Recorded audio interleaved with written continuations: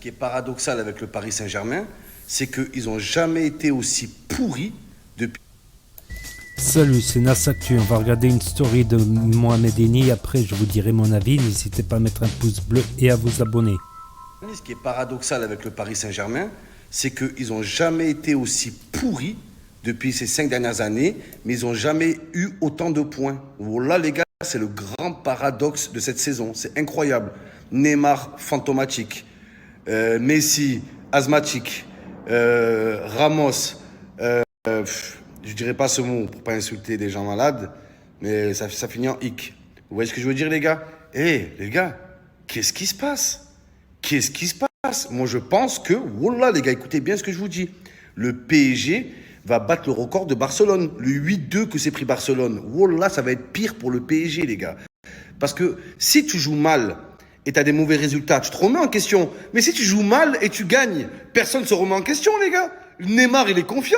Voilà, il croit qu'il apporte beaucoup. C'est ça le vrai problème, le problème Saint-Germain, les gars. Voilà, c'est pas que Ramos est blessé, non. C'est que les joueurs sont nuls, mais que le PSG gagne. Donc personne va se remettre en question. C'est comme une meuf quand elle te quitte, elle te dit quoi? Je te quitte, mais t'es un mec en or. T'es un mec incroyable. Je te mérite pas, tu mérites mieux.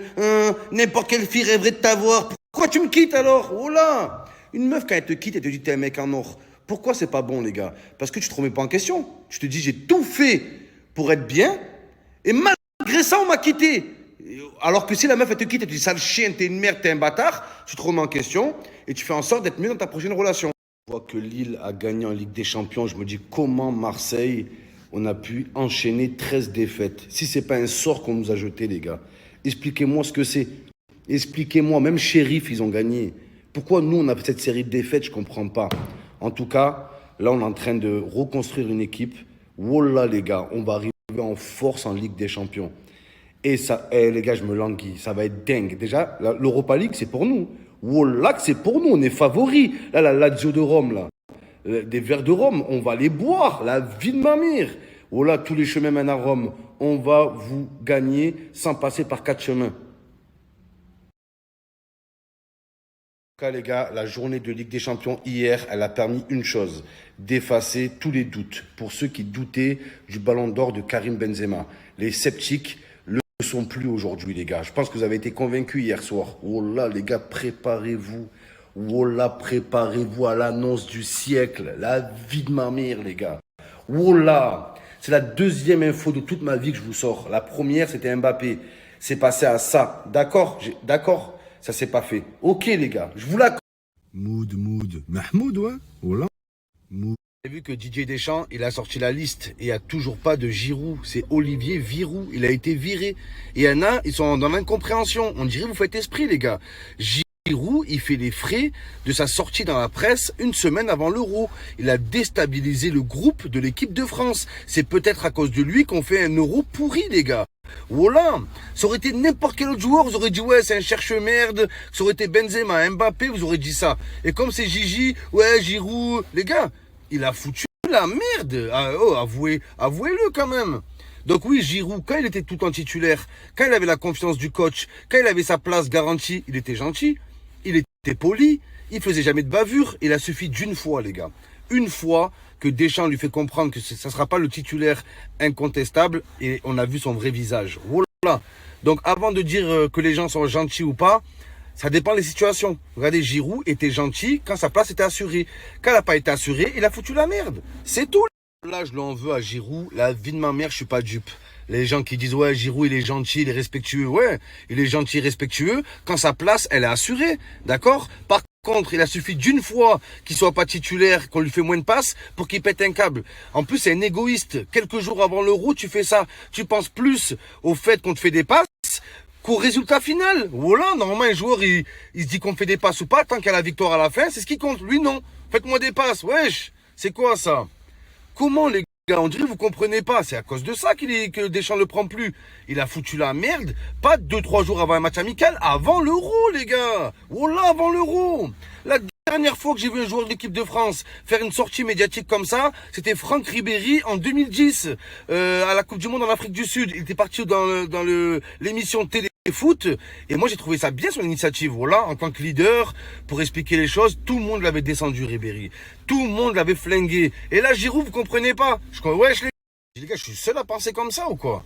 Giroud, il est gentil. Giroud, il est généreux. Giroud, il répond pas aux pics Instagram. Ouais, c'est facile. Quand t'es titulaire incontesté, quand t'as la confiance du coach, quand t'as la confiance du peuple, t'as la confiance des coéquipiers. Voilà que c'est facile. Il a suffi qu'il soit plein d'équipe de France. Regardez depuis qu'il est plein d'équipe de France. Il fait que des interviews. Ouais, moi Benzema, j'ai jamais eu de problème avec lui. C'est les médias. Pourquoi je l'ai pas dit avant ça? Quand Benzema, il dit Giroud, c'est un karting. Pourquoi Giroud, il dit pas? Oui, il a raison. Voilà. Pourquoi il a fait le mec? Ouais, moi je réponds pas. Oui, il a raison ou pas, Benzé, quand il dit ça? Benzé, il a dit R9, c'est la Formule 1 et moi je suis le karting.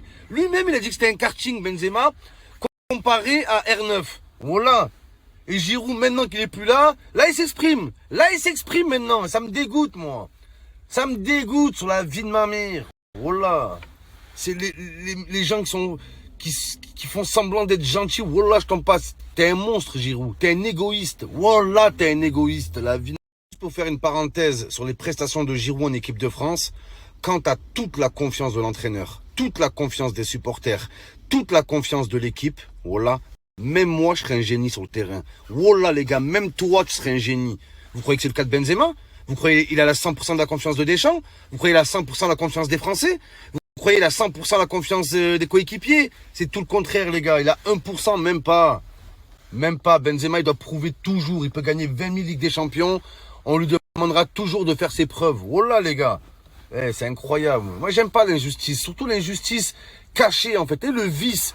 C'est quoi ça? Giroud est gentil et Benzema est méchant. Qui a décidé de ça? Qui a eu 0 carton rouge dans sa vie? Qui, les gars? Qui, pendant 5 ans, a reçu un matraquage médiatique et n'a pas bronché? Qui, les gars? Qui, sérieusement? Voilà. Et même avec toute cette pression, toutes les moqueries, il a quand même réussi un super-héros. Qui aurait fait ça aussi, les gars? Qui? Rien à voir, je m'enflamme tout seul. Mais il y a tout qui remonte là. Oh là, les gars. Pareil en 2010 en Afrique du Sud. Ribéry la racaille, Patrice Evra la racaille, l'équipe de France, ouais, des racailles. Qui est le seul joueur de l'équipe de France à avoir eu un carton rouge en 2010 à la Coupe du Monde? C'est qui, les gars? Yohan Kourcuff. Voilà. On ne sait pas pourquoi. On nous l'a toujours présenté comme le bon élève, le mec gentil, le mec respectueux. Mais le seul qui met une patate dans la tête à un joueur sur un corner, c'est Yohan Kourcuff. Donc faites pas chier, les gars. Faites pas chier et arrêtez de mettre des gens dans des cases. Jugez les gens par rapport à leurs faits. Pas par rapport à des contes de fées ou par rapport à je sais pas, mon frère. Voilà. C'est un truc de malade. Pareil, Kourcuff, dès le début, étiquette, lui il est gentil. Ribéry il est méchant. Allez, c'est comme ça. Qui décide de ça, les gars? Ben oui, c'est les médias. Voilà, c'est le journal de l'équipe. J'ai oublié que c'est eux qui font... Voilà, c'est eux qui mènent la danse, frère. C'est un truc de fou. Donc voilà, les gars, réfléchissez par vous-même, s'il vous plaît, c'est important. Trop cool de traîner avec son fiston, voilà. Des fois, je suis là, je suis avec mon bébé, je le porte sur mes épaules ou je le fais un bisou, et t'as un gars, il me dit quoi? Hein? T'es un papa poule. Bizarre, voilà. Si aimer son fils, s'en occuper et l'éduquer, c'est être papa poule, alors oui, je suis une grosse poule. J'assume, je suis un poulailler même, la vie de ma mère. Et je suis un match de poule, une poulette, tout ce que vous voulez. Voilà, je fais des bisous à mon fils. Hein, papa poule, vous faites quoi vous? Vous leur mettez des patates à vos bébés ou quoi? Voilà. C'est quoi papa poule? Je comprends pas. Parce que voilà, c'est pas cool. Voilà, c'est super cool. Je dis ouais, Momo, t'aimes bien t'occuper des bébés? Parce que ça attire les meufs dehors et tu le promènes en poussette pour discuter avec elles. Après, sous prétexte que j'utilise des superfluges pour attirer des personnes de sexe opposé à moi et avoir un rapport sexuel constant. Pas devant mon fils, les gars. Coupez. On parle pas comme ça devant les gosses. Ouais.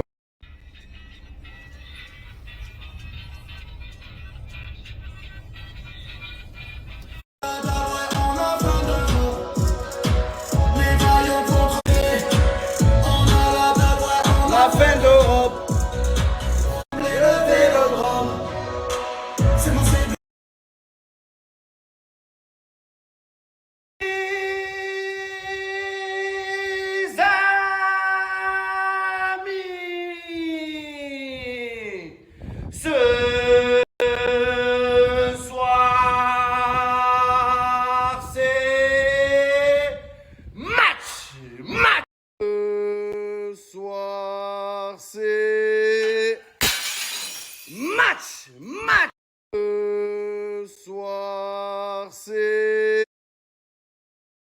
Donc voilà, c'était la story de Mohamed Eni où il a parlé de Giroud, le PSG, tout ça, de football, tout ça. Je ferai une autre story pour le match OM Lazio de Rome. Donc n'hésitez pas à me dire ce que vous en pensez, à mettre un pouce bleu, à vous abonner, à cliquer sur la cloche et je vous dis à la prochaine.